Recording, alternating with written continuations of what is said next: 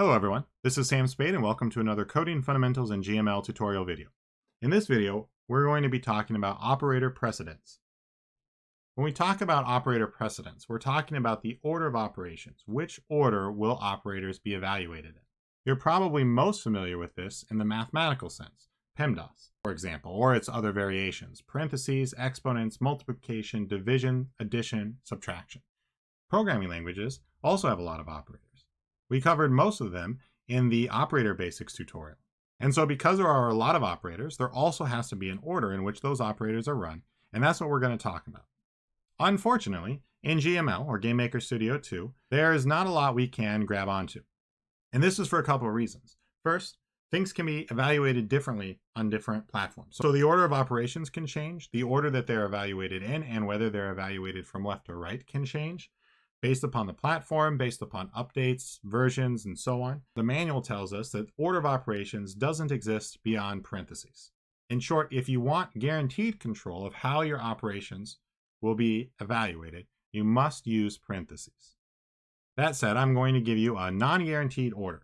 This order appears to be very stable across platforms and updates in general. So as mentioned, the only way to guarantee order is to use parentheses. This is the highest order of operations. Anything in parentheses will be evaluated first. After that, increments, decrements, and unary operators have priority. But again, they only have priority in relation to these other categories. Within themselves, they might change based upon the system. They might be evaluated from left to right or from right to left. Again, you can't guarantee it. After this, mathematical operations seem to always happen before comparisons. And comparisons always happen before assignment.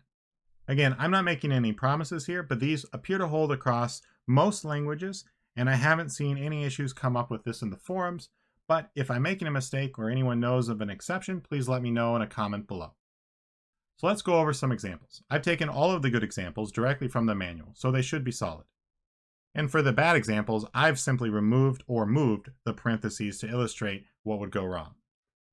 So here we have a set of mathematical equations with parentheses around each operator or set of operator and operands to control the order of operations. When there's only one operator though, you can see that we don't need parentheses. There's only one way that this can be evaluated. Again, assignment appears to always happen last. Here we have some comparisons and Boolean logic, again, with proper parentheses to correctly subdivide things. If we did not have parentheses, this could easily be evaluated wrongly, as we'll see in the example below. And then one more example with Boolean operations, again with parentheses to control the order of operations. So looking at the order of operations below, if we simply remove all the parentheses from that first example, there's no guarantee how this will be run. This one especially, if it goes left to right or right to left, we could come up with a variety of different answers. And the same with this. Will we compare these two things being equal or do the OR first? In summary then, you can't necessarily control operator precedence in GML beyond the parentheses. So whenever you have multiple operators where the order of operations would make a difference, you should be using parentheses to control how they're evaluated. As always, the links in this slide will be below, along with links to the source code and the slides themselves. All right, that's it. Thanks for watching.